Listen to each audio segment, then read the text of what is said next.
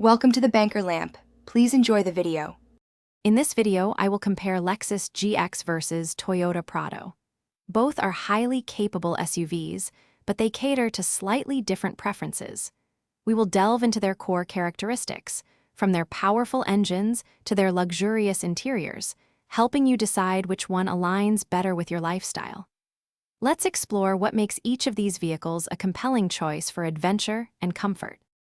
When it comes to performance, the Lexus GX offers a potent 3.4-liter twin-turbo V6 engine, generating 349 horsepower and 479 pound-feet of torque.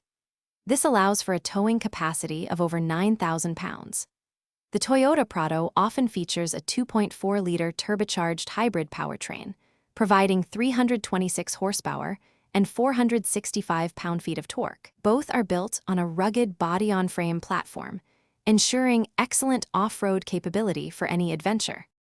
Stepping inside, the Lexus GX elevates luxury with high-quality materials like available semi-aniline leather and heated, ventilated front seats. It features a large 14-inch touchscreen and an optional 21-speaker Mark Levinson sound system.